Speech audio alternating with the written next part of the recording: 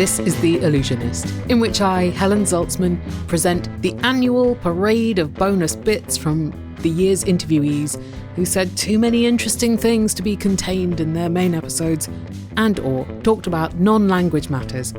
I squirrel all that away until, once a year, I let it all out in a delightful melange of facts and thoughts about language and also not about language. That melange is today. And it includes dinosaur mouths and dinosaur poop, psychedelic plants, feminist cookbooks, and taking a class in profanity. I will link to all the people you hear today and the previous episode they were in at theallusionist.org/bonus2025. Also, over on the show site, there are transcripts for every episode if you want to read your podcasts. And yes, usually the bonus bits appear at the end of the Gregorian calendar year, but I had laryngitis. My voice was non-working for a month. Inconvenient in this profession. Content note, the episode contains category A and B swears, and in the second half we do discuss anatomical and sexual swears. I will warn you before that happens though, so you know which part to duck out on if that is not on your agenda today. Listener Cliff messaged me to say, you give the warning at the beginning of some shows about category A or B swear words. Who made up the categories and where is a list of them? I've searched a couple of times, but all I get is lists of swear words and nothing about the categorization. Well, Cliff, your questions are all answered way back in Detonating the C-Bomb, the 4th ever episode of the show. On with the 2025 bonus bits.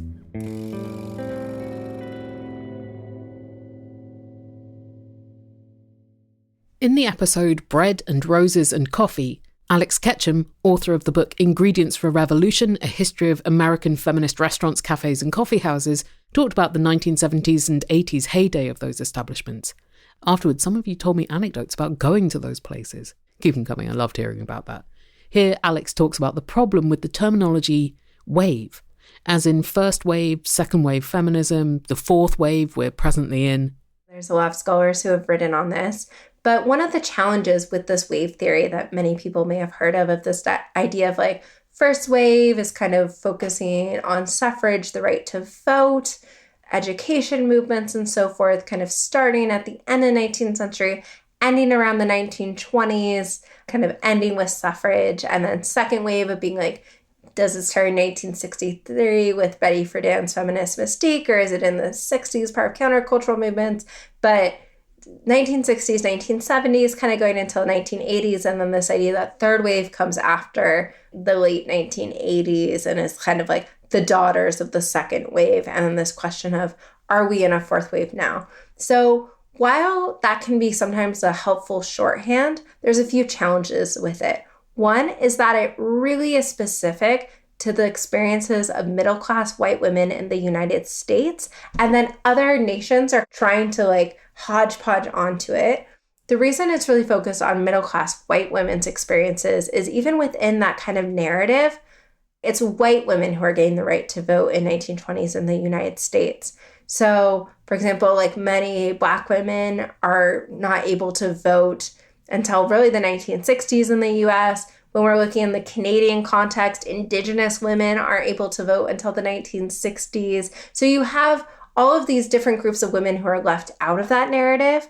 And it also has this assumption that activism kind of comes out of nowhere and then just ends. And that's not really how activism works. Yeah, often I'm just like, it's not the thing that changed. It's just you weren't paying attention in between these times. Exactly. And it erases a lot of the important kind of feminist work. It erases a lot of the work done by labor movements and farm workers movements and so forth. So it's kind of a narrow way of thinking about feminist history and the involvement in a lot of feminist actors. And also there ends up being like a flattening of history where people assume that, people didn't talk about racism in the second wave. Of course, people talked about racism in the second wave. A lot of people got involved in feminist movement work because of their involvement in the civil rights movement. Many women of color were talking about race in the second wave. There's this assumption that every second wave feminist was a TERF, where there are many organizations like Olivia Records, where one of the sound engineers was a trans woman and they actively defended her involvement in the organization. So I think we sometimes lose complexity when we give those shorthands. but still it can be a useful shorthand. I think we see some trends and themes, but it also is really focusing on kind of like specific aspects of different generations. So I think it's not terrible if you use it, but I think it's useful to have kind of like a sense of the limitations of the theory. Since I talked with Alex, one of the establishments she mentioned, Bloodroot Restaurant and Feminist Bookstore in Bridgeport, Connecticut, closed in December 2025 after running for 48 years. As far as Alex knows, it was the last remaining feminist restaurant of the ones founded in the 1970s. But there are ways in which they live on, including the cookbooks they produced.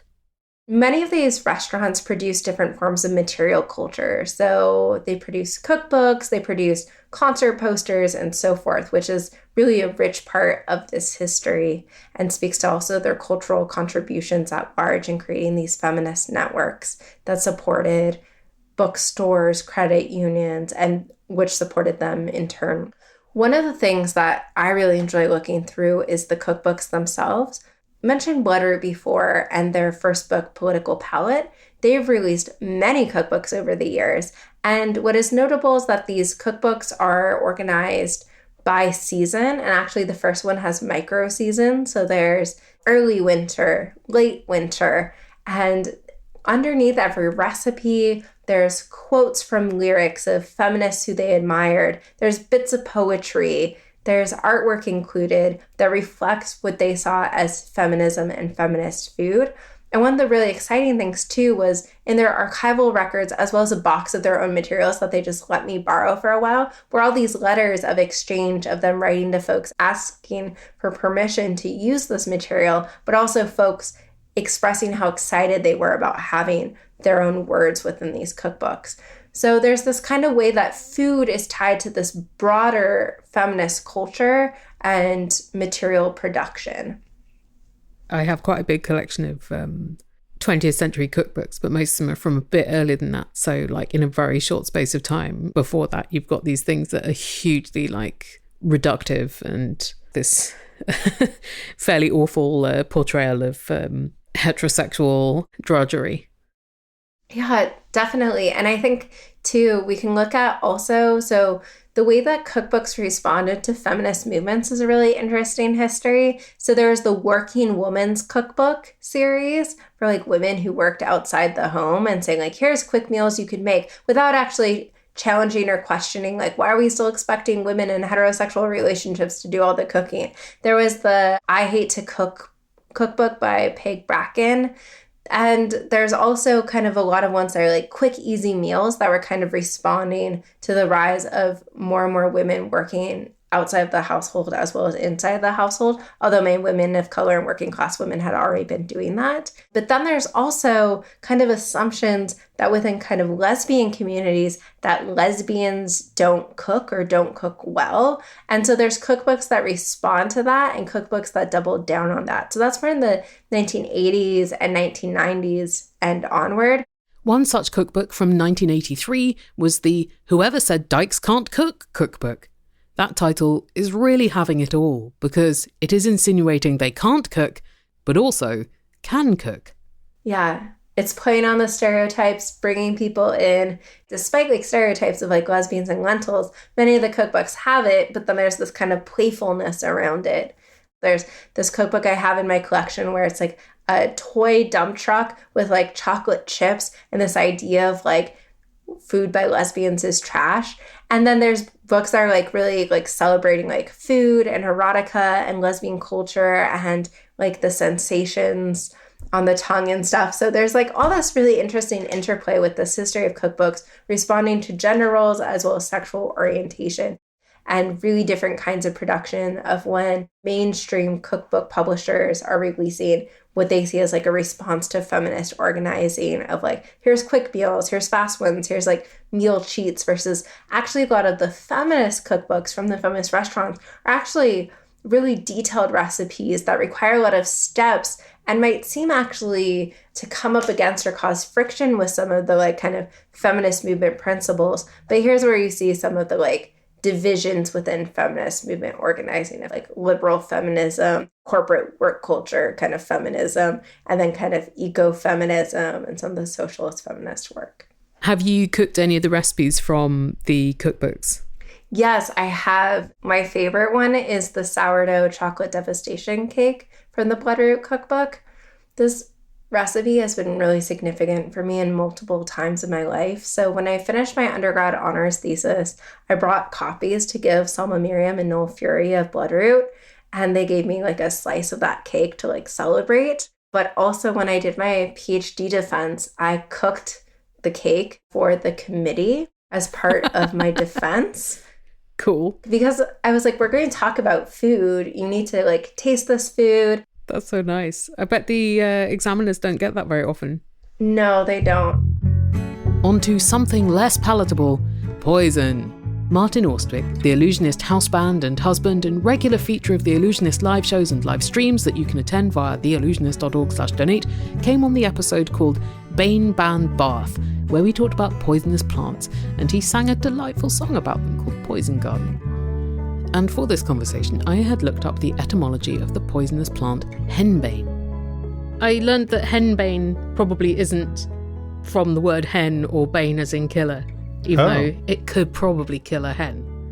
But yeah, that's just a convergent spelling and pronunciation from a different etymology. But that one's used as a soporific or a painkiller since ancient Roman times. What do the hen and the bane mean in that? Well, it might be from an Indo-European stem, meaning crazy plant, as in... It makes you crazy. Yeah. I think it made people hallucinate. It's kind of psychoactive. Right. There must be a lot of stuff like that where... Yeah, I don't know how things like ayahuasca kind of made it into like religious ceremonies when presumably people ate it by accident and were just like, I was out of my head for 24 hours and then I vomited everywhere. Henbane was used in necromancy and in witchcraft. Oh, okay. Which I think also gave it a bad rap amongst the squares. The squares who don't enjoy resuscitating the dead, you mean? Yeah.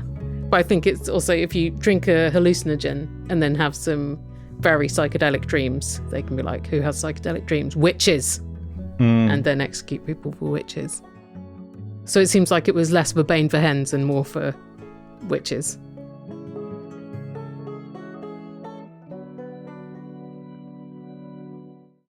When author, editor and bookseller So Mayer appeared on the Disobedience episode, I heard from a lot of you saying, what So had to say was what I really needed to hear.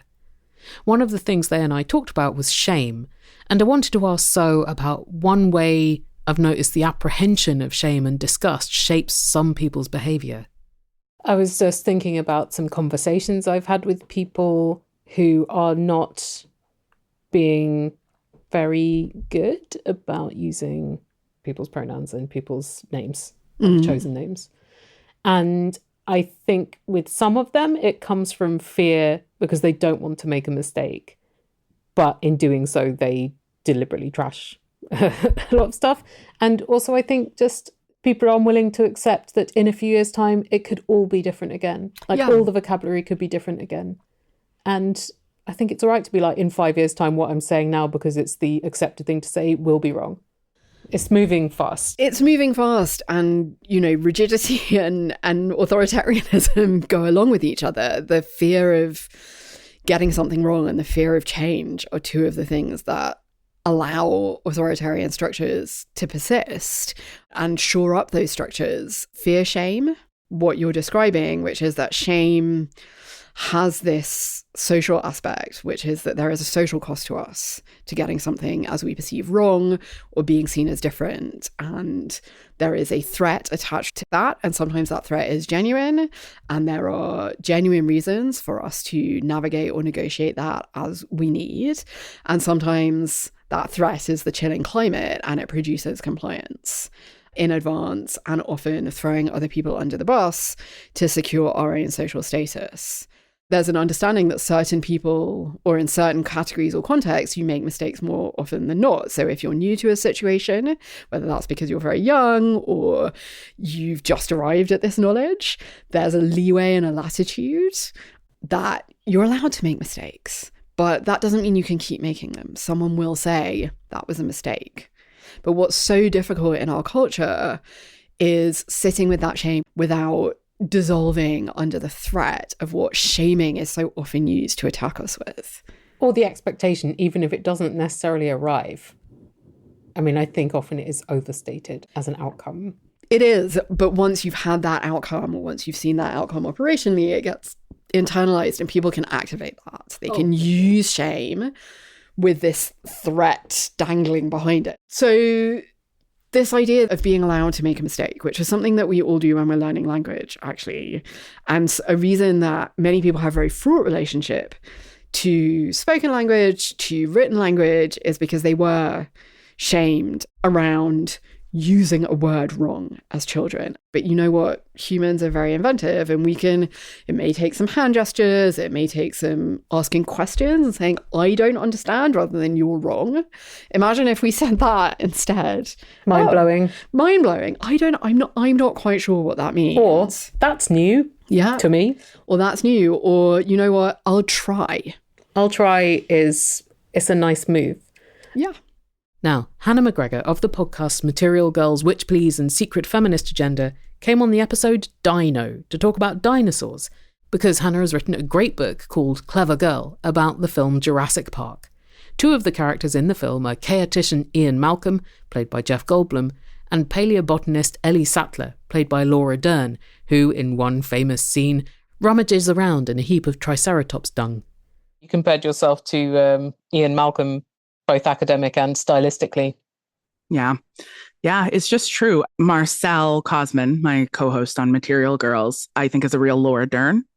You know, very thoughtful, very concerned about the implications of work that's happening, very detail-oriented. And I'm just like, low-cut shirts, gold necklaces. Hey, guys, lots of swagger, very little research. You don't put your arm up to the shoulder in a big pile of dinosaur poop? I don't. For me, that, amongst other things, feels like a metaphor for a certain relationship to research, which is like going deep and getting messy, like getting in the shit. And within the disciplines I work in, the closest version of that is doing deep archival research, where you're like, I'm going to sit in this archive for days, weeks, months, going through microfiche, finding the like small details that will actually let me answer a question I'm trying to answer, right? Has this dinosaur been eating these berries? I got to get elbow deep in a pile of shit to figure it out. And I'm much more like, I like systems. I like the relationship between systems. I would love for somebody else to figure out the answer about the berries. But like at the end of the day, I'm sort of more interested in like, well, if the dinosaur had been eating the berries, wouldn't that be an interesting indication of what happens when you collapse two ecosystems together that weren't meant to be together? What does that tell us about how ecosystems operate? Which is like what I'm doing in this book, which is a pretty Ian Malcolm kind of move. So you don't need to put on elbow length rubber gloves. No, that's you not read your the research. reports that the people in the elbow length rubber gloves write. With and some you thank difficulty them. Because of the you gloves. thank them and you value them, but you keep your own hands clean. Yeah, and you don't stand near them till they've had a good wash. She gets some poop on her leg in that scene, and there's no opportunity between that and the end of the movie for her to have a shower, I don't think. So I'm pretty sure that means that she just has poop on her leg for the whole rest of the movie. So next time you're watching Jurassic Park, remember that. It's going to be very hot and humid where they are. A lot of running. And maybe she sweats that poop off. Maybe it gets rained off. There's a lot of rain. I'm going to have to rewatch the movie with an eye on the poop. The poop reading of Jurassic Park. One of the things Hannah talks about in the Dino episode was how Tyrannosaurus reges, are depicted in the modern era as always having huge gaping mouths, even though paleontologists think that actually they did not go around with their giant maws perpetually agape. So why the compulsion to portray them thus always? Feminist film scholar Barbara Creed wrote a book called The Monstrous Feminine. And essentially her argument was that a lot of the iconography of horror cinema is rooted in sort of disgust with the abjectness of the feminized body. So these horrifying bodies are gaping holes, often fringed with teeth or tentacles. They're wet, they're leaky, they're trying to suck you into them and or birthing things out of them. And it's for her rooted in this terror and horror of the feminized body. That in and of itself makes the sort of recurring imagery of the T-Rex a kind of feminized imagery because of this gaping, wide open mouth. there was a whole exhibit about T-Rex at the TELUS World of Science in Vancouver a few years ago when I was working on the book. And the T-Rex like figure that they had, they'd put like strands of saliva connecting the teeth to like really make it look wet. And I was like, oh yeah, the open mouth is really important. Well now, no more imagery or euphemisms because we have arrived at the Category A swear-related section of the episode. As part of 2025's four-letter word season, linguists Nicole Holliday and Kelly Elizabeth Wright talked about developments in recent years with the cunt word, used as a compliment in the terms serving cunt and cunty. Within her role as the American Dialect Society's data czar, Kelly Elizabeth Wright works on the Society's Word of the Year. The Society takes public submissions for nominations, and then 300 or so Society members vote on them. For the 2023 Word of the Year, Kelly Elizabeth Wright had made a strong case for the nomination of cunty. I would be so intrigued to know about the conversations you had to try to get cunty to be the Word of the Year. We have a live nominating session and a live vote every year. So before the live vote and nominating session that we have every year, we do some crowdsourcing. That's like my job as data czar for the American Dialect Society. Is there a special hat? Wouldn't it be so great? I think there should be. Yeah, at least a scepter or something. They've been trying to change my name to the nominatrix, and I don't like that nearly as much. I run the survey, I do the crowdsourcing. People can submit as many times as they like because language changes all year long. So sure does. You can give me multiple submissions or just keep a list and throw it in at the end.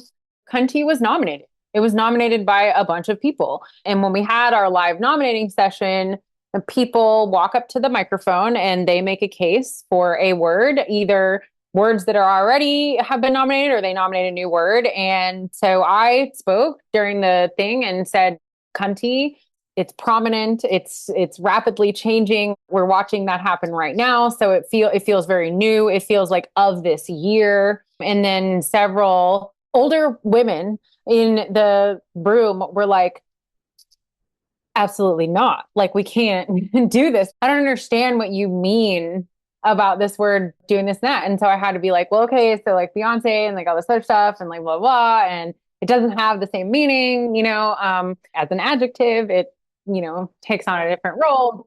It's almost like respectful, or like something to do with like admiration. And so like, I love that it's like so very different from the meaning of the word that it grew out of. And that didn't fly. It made it onto our list though, is the thing, is like, it was a nominee. It just wasn't a winner. We have to make space. We have to make space for simultaneity too, though. It's like words are always going to mean multiple things at any given point in time. Ultimately, the American Dialect Society's Word of 2023 was won by enshittification over cunty, which I do think enshittification was a very worthy winner. In 2024, raw dog won, and the Society recently announced their Word of the Year for 2025 was slop. One of Kelly Elizabeth Wright's other jobs as a university professor is teaching a class on profanity. What kinds of things do you observe in your students when they are learning to analyse this kind of language and think more complexly and deeply about it? That's a good question. This is an intro level class. So these students come from all over the university. They're not linguistic students. A lot of what happens is, we kind of get through like the first quarter and they start to be like, oh, like learning like the basics about how language works, I think is really helpful. Students come in with like scared for one thing and not scared about profanity, scared about linguistics. Reasonable. Yeah. Very complicated. Yeah. What can be, for sure. When I run into people out in the world and they ask what I do, I get a handful of general responses, but one very common one is like, I took one linguistics class. It was the hardest thing I've ever done. Like, oh, okay. All right. When they start to get into their projects, they all kind of branch off into these areas that they're most interested in, where someone is like, I really want to think about how these words sound, or I really want to think about how we build new words, or I really want to think about how people feel about them or how they change over time. So that's always something that's really interesting to observe. Watching the students kind of like split off into these clusters of interests, is always really fun. And They do a lexical history paper in which they look into like the origin, like all the way from the beginning to now for a particular word, but not just a word. Like they can do like gestures and also like signs and stuff like that. So it's a lot of fun. I've got a student this semester doing the sign for bullshit in American Sign Language, which is really cool. Oh yeah, what is it? It's like the horns of a bull, and then the other arm, it poops out the back. Nice. So it's like, yeah, two forearms on top of each other, the bull on one side and the shit on the other. Incredible. Which is great. I know. So good. I also have some students going in the other direction and doing like minced O's, like frickin' and dang. Got somebody doing dang, which is cool. That's fun. Yeah, I've not had students do that in previous semesters. So I'm like, I love that. I love that we went in like the softer and the masking of profanity side of things, which is, again, like their interests are like really varied, and that there's something for everybody. There's something for everyone in a linguistics class. You should take a linguistics class. There's something about the profanity class that drops a lot of walls really early. So there's a lot more discussion. Do you think some people sign up to it because they're like, haha, swearing, and then they're like, oh my God, it's the most interesting area of language? Yes, I do. Joke's on them. I've had students confess that before, so that's one thing. But then certainly the first time I taught it, that was a lot of people were just in there to be like, but then it was crazy because after that first day, this happens every year. After the first day, I have students try to join. So it's like the handful of people who originally sign up for the class, sign up, they come, they love it. They go home, they talk to their roommates and friends, and then everyone's like, oh, I want to take the class. And so that happens. Nice. So it is nice. It is nice. Yeah, it's fascinating. And definitely the best way to do an intro linguistics class. For sure. Is all of my examples are bad words. And one last word from Nicole Holliday, who also talked about serving cunt and cunty in the aforementioned episode. Do you have a favourite swear? Oh, it's an oldie but a goodie, but fuck gets you a lot of places. It's so versatile. So many parts of speech. Also, the fucking infixation. That is why, right? In-fucking credible. Un-fucking believable. It's a bit harder to infix cunt, I think. Maybe it's just a slightly more difficult. You have to do it with an ing, maybe? Uncunting believable? Yeah, that's quite nice. Yeah. I think it's got legs. We could do it. All right, cool.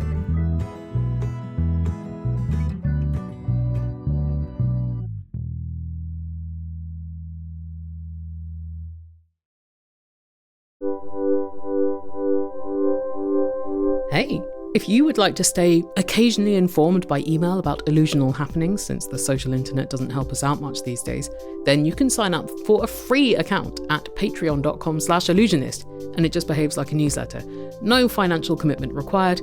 And don't worry, I am too lazy to besiege your inbox with abundant emails, but perhaps you'd like to hear from me from time to time about upcoming events such as a live stream on YouTube on 24th of January 2026 at 9 p.m. UTC as a slightly belated celebration of the show's 11th birthday. I'll be reading from my ever-expanding collection of vintage reference books, and we'll chat. It's a really nice time. So join us via youtube.com/allusionist show, subscribe to be able to comment, and go to patreon.com/allusionist to sign up for free for occasional email newslusionist, or from as little as $2 a month, you get regular live streams throughout the year, not just the annual birthday one, and you get written posts that are sometimes some of my most haywire output, including ones about the making of every episode. And best of all, you get the company of your fellow Illusionauts in the Illusiverse Discord community, where we are gathering each week to watch the latest season of Great Pottery Throwdown. Join us for that and other gentle socialising with your real imaginary friends at theillusionist.org/donate.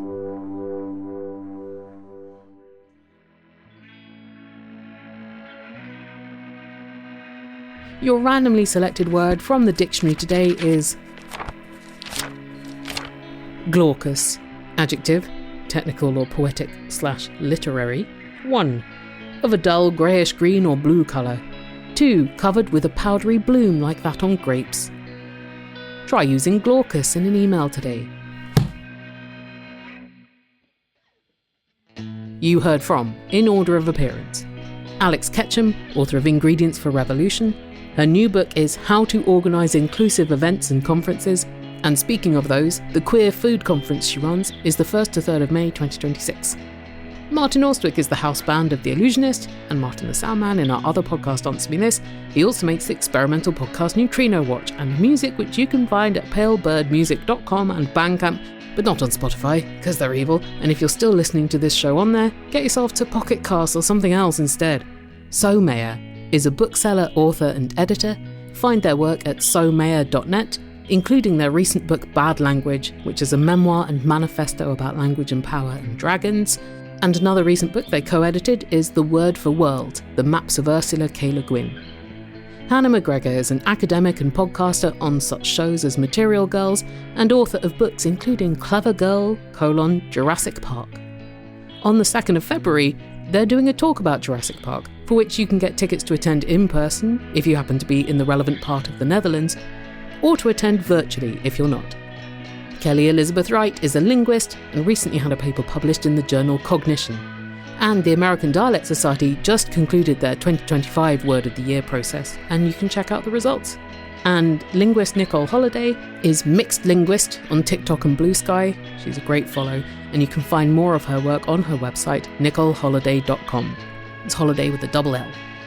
I will link to everyone at theallusionist.org/bonus 2025. This episode was produced by me, Helen Zaltzman, on the unceded ancestral and traditional territory of the Musqueam, Squamish and Tsleil-Waututh nations. Find me on Instagram, Facebook and YouTube at Allusionist Show, and you can listen to or read every episode, get more information about the episode topics and the people talking about them, see the full dictionary entries for the randomly selected words, become a member of the Allusiverse, browse a lexicon of every word featured in the show to find the episode it was in, all at the show's forever home, theallusionist.org.